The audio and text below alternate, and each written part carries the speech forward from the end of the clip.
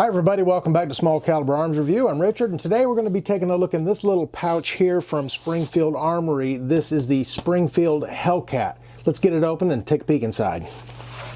Okay, here we got the little pouch. It is a zippered pouch. It's a cloth padded zippered pouch, and it's a pretty nice little case there. I think it's kind of like the same one I got with my Springfield Ronin, and there it is. There is the Springfield Hellcat. Now this is a 3-inch micro compact. It weighs about 18.3 ounces with the flush mag in it. Now this one has the flush mag with the pinky extension on it, which makes it a lot nicer to hold on to, because you got a place to put your hand there. Otherwise you can only get 2 fingers on it there. It's going to weigh about 3/10 of an ounce more with the extended magazine in it, which is this one, and this is a 13-round magazine, so that's going to give you a lot more to hold on to, plus it's going to give you a little more capacity on there. The grip is only 1 inch wide on this thing.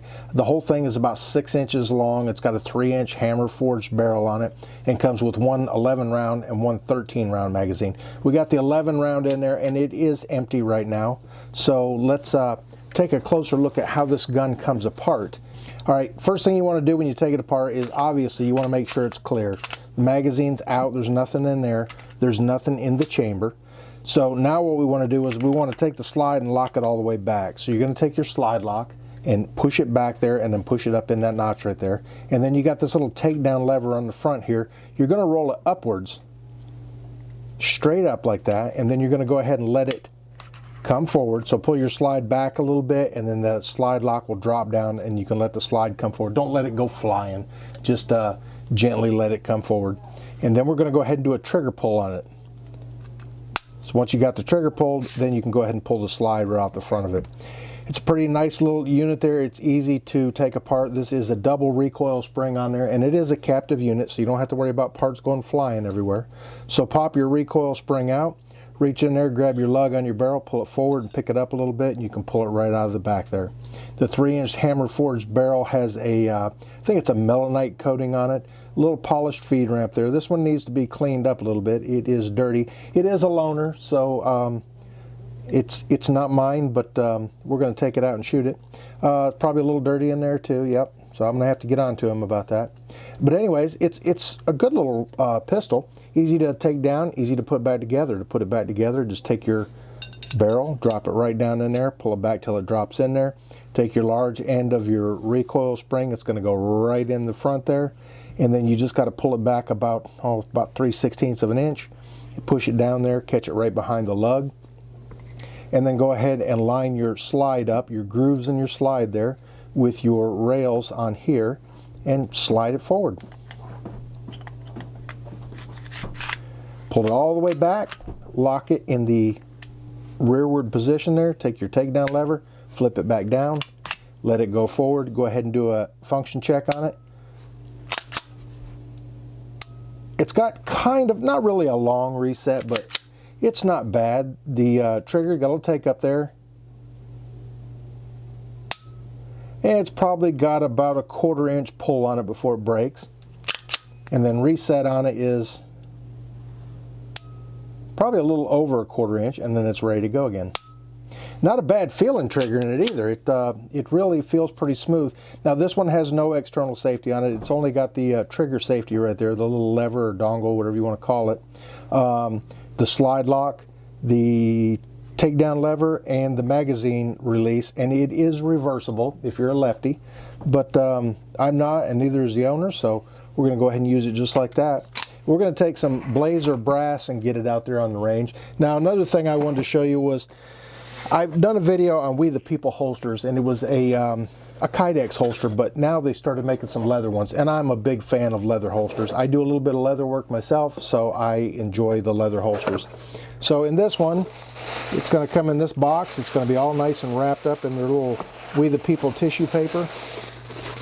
And we'll get this out of the way, and there's the holster. Now they've got the laser engraved, I guess, leather work on there, so they got the handcrafted, American-made We the People logo on there, and they got it on both sides of it there. Now this is the inside the waistband, so these 2 pieces right here will hook over your belt. This will go down in your waistband on your pants there. Now one of the things I did notice about this, when these are made flat, and then they're wet molded, usually with a blue gun, because blue guns you don't have to worry about water damaging or anything. They put the blue gun in there, let it sit, let it dry, and it'll take on that shape. And then all this tooling on here is worked in there by hand. Someone sits there and does all that stuff by hand there and gets all that tooling done in there. Now, when I got this holster, it was extremely tight, and it's still pretty tight. So what you're going to want to do if you get one of these holsters, like you see there, that is really tight. What I did was took a little bit of a plastic, kind of a heavy plastic bag, and wrapped it around in there. You want to get a couple layers on it if you can, and get it down inside there, and it's going to be even tougher to push it in. Get it all the way in there where it's supposed to be. You can see the trigger guard is molded in there, so it's good retention on it. But let it sit like that for a little while, because it's going to have to relax that a little bit. I don't know how long ago this was made, but it was taken out of the blue gun and it was put on a shelf probably and in the box. And by the time it got to me, it might have shrunk up a little bit. But if you do this and let it sit for a little while, maybe a day or two, something like that, it will loosen up and make it a lot easier to get out of the holster. It's even harder when you got the plastic wrapped around it. But once you get it kind of loosened up, it slides in there pretty easy, and it's got good retention on it, that's for sure. And you're going to have that with leather holsters because they're molded to fit the gun. And I do like leather, I really do. It's just a nice, well, it's a natural material, and it's flexible. It will conform a little bit to your body when you got this in there. You can carry it appendix or on your side or at your back if you want. They make them left and right. You can see there's extra holes here. These are screws that hold these on there. They are adjustable. You can loosen them up a little bit and tilt them from side to side if you need to, and up and down. So there's a bunch of different ways you can use this. And if you want it to be on the other side, take these off, put them on this side, you're good to go. Okay, another thing I want to show you on here is your sights on these things. You've got a U-shaped rear sight, and you've got a tritium night sight on the front of it there. Very high visibility. I don't know if I can get this lined up in the camera just right, but visibility is not an issue with these sights, and it is a pretty comfortable gun. I don't know about with the flush mount magazine on it, but with that little pinky extension on there, it's pretty good grip on it anyways. And if you got smaller hands, with this being a narrow grip and short like that, it's probably going to be even easier for you to hold. Now, I've got really big hands, and it's still pretty comfortable for me to hold. You do have the little spot on the front there, a little memory pad where you keep your finger. It is on both sides, so if you're a lefty, you got a place to put it. Keep your finger off the trigger until you're ready to do your business. It also has a loaded chamber indicator in there, so if you've got a round in there, you'll be able to see the brass right through that little hole right there. And it's got nice serrations on it. I did notice that the slide is a little bit hard to pull back. Maybe not much different than any other gun I've got, but it just seemed to be just a tad bit tougher to hold back, or to pull back anyways. But with the good serrations on there, you can get a good grip on it. It does have last round hold open. I've got the empty magazine in there, so when I pulled it back, it forced the slide lock to go up in its position there. Now, you can use this as a slide release, but it's going to be pretty tough to do it. The best thing to do is, once you've got a magazine loaded up in there, when you pop the new loaded magazine in, just pull your slide back a little bit and let it drop, and it should go in there pretty easy. Not all guns have a slide release on them. Usually if it's a release, it's going to be a bigger lever there for you to get your thumb on, and it's going to be easier to push down. Some are made that way, some are not. Some are just a slide lock and not so much a slide release. But we'll get this thing out on the range with some blazer brass and give it a few shots. One of the things I did find out is I went ahead and loaded the 11 round magazine up with just the blazer brass, and these are very tough magazines to load. And your first one, the angle on that follower in there is pretty steep, so that first one is really a pain to get in there.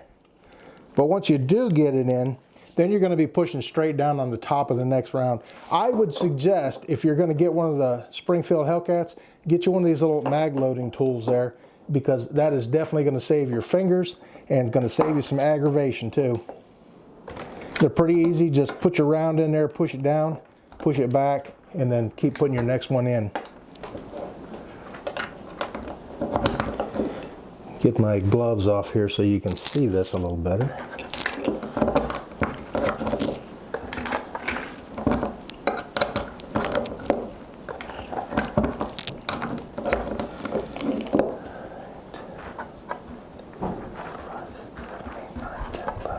One more. Yeah, I don't think there's any way I could have done that last one by hand, that's for sure. Nah, it's too windy out here for that. There's no way. We're just gonna shoot the steel target. All right, it's pretty brutal out here today. I cannot get that paper target to stay up there. The wind just keeps blowing it around, ripping it off. So you can see it's not the prettiest day out. But this is the whole reason that I even built the saloon, was so I would have a place to come and shoot when the weather was pretty crappy. And today is one of those days, that's for sure. So what we're gonna go ahead and do is take a few shots at the steel target, which is, that's 15 yards from the edge there. And I'm gonna stand back in here a little bit because it is cold out there. All right, I've got the 11 round magazine loaded up in here. I got my eyes and ears on, and I'm gonna go ahead and rack one in there. Like I said, this one feels just slightly harder to rack the slide than some of my other guns. It may just be me, I don't know, maybe because it's really cold out here, but we'll go ahead and take a look at the recoil on it. And like I said, it's pretty comfortable even with the short magazine in there, as long as that pinky extension's on there. Let's go ahead and give it a try.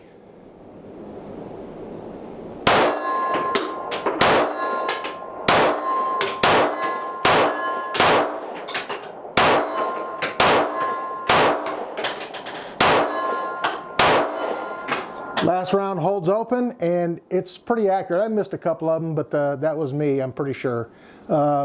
But I'm able to hit the steel target, which is a 66%, it's a 2/3 size, you know, the silhouette target, the steel one out there at 15 yards. So that would actually simulate something that is, you know, quite a bit farther away than 15 yards. And I was able to hit it no problems. It really, for a small pistol, it does not feel snappy like some of the other ones do. It feels good and solid in your hand, that's for sure. And just pop the magazine out, put the next one in, and like I said, you want to make sure it's all the way up in there. Instead of using the slide release on there, just pull it back a little bit and let it go, and it's ready to go. Let's do a couple double taps on there. It's easy to hold right on target. It's, like I said, it's not too snappy. So it does pretty good. Yeah, even for a double tap, it's easy to keep it on target.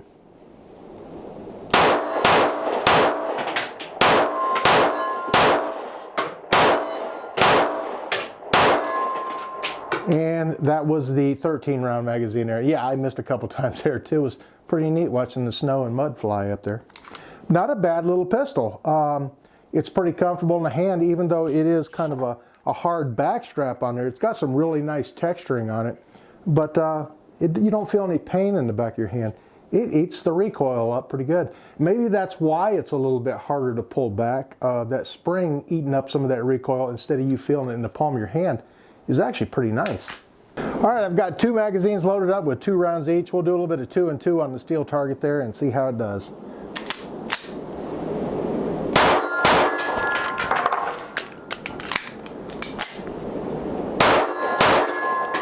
Not too bad, even with cold fingers. It's still easy to get a magazine out and get your next one in there. Not a bad little gun. It's like I said, this one's a loaner. I didn't buy one years ago because they've been out for a while, because with that little short grip on there, I didn't think I would like it. But to tell you the truth, as long as you got that pinky extension on that 11 round magazine, it only adds like a ½ inch to the overall height of it. But that's just about perfect. I can get my whole hand on there, barely get my pinky on there, but it's enough. And it shoots really well. These are going to run you somewhere around the $580 mark. It's a Springfield. They're a good, really well-made gun, and just good quality anyways. Not too bad. Anyways, I also want to recommend that you check out We the People holsters. Now, I did their Kydex holsters, and I like them. I like Kydex when I do carry. I like leather a little bit better, and I'm glad to see that they're making these. They are handmade in the United States. Just be advised that when you get one of these, you're going to want to let it relax a little bit, because it is a little tough to get in there and a little tough to get out, but the retention's good. And as long as you wrap something around it, let it sit in there and relax for a couple days, I think you'll be just fine. I think you'll like it. The quality of them is really nice, sewn with some really heavy thread. And like I said, they're handmade by veterans. It's a veteran-owned company, and they're here in the United States. And thanks for watching Small Caliber Arms Review. If you could, reach up here and hit this button to check out some of my other videos. Hit this button over here to subscribe if you haven't already. And I'm getting out of this blizzard and getting in the house.